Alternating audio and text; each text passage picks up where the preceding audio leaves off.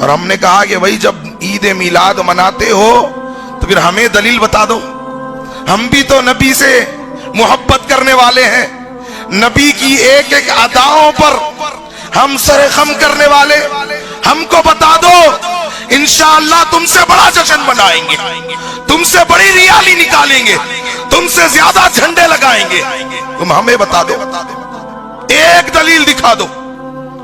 63 سالہ زندگی نبی کریم صلی اللہ علیہ وسلم کی، 63 مرتبہ ربیع الاول کا مہینہ آیا، اللہ کی قسم تم ایک مرتبہ دکھا دو، ہم تم سے بڑا جشن منا کر دکھائیں گے۔ نہیں دکھا سکتے قیامت کی صبح تک۔ کہنے لگے دلیل ملی، ہم نے کہا کس سے؟ قرآن سے؟ کہا نہیں۔ کہا حدیث سے؟ کہا نہیں۔ کہا نبی کریم صلی اللہ علیہ وسلم کی حیات مبارکہ سے؟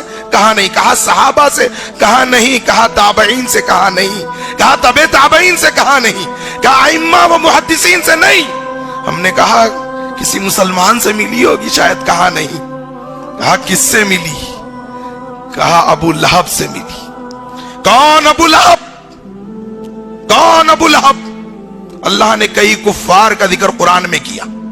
صحابہ کے راستے کو چھوڑو گے، ایک کافر کو دلیل بناتے ہو۔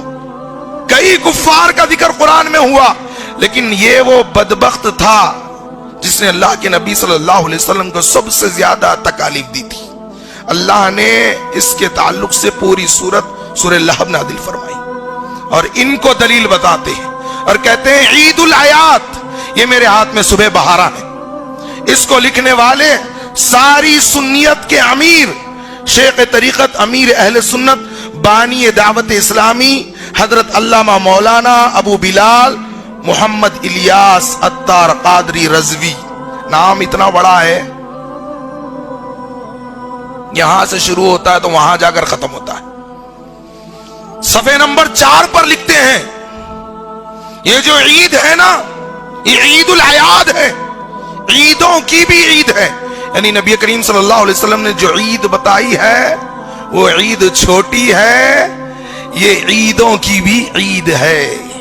ہم جو عید مناتے ہیں یہ نبی نے جو عیدیں بتائی ہے ان سے بھی بڑی عید ہے، معاذ اللہ۔ اور لکھتے کیا ہے صفحے نمبر 5 پر کہ میلاد منانے والوں کے لیے، صفحے نمبر 5 پر لکھ رہے ہیں ابو لہب کے اس عمل میں، جو صہیبہ کا جو واقعہ جو مشہور کیا گیا، تفصیلات میں جانے کا موقع نہیں ہے، میلادیوں کے لیے سب سے بڑی دلیل ہے۔ اللہ اکبر۔ نبی سے اگر ثابت ہوتی تو کہتے کہ سب سے بڑی دلیل ہے، کسی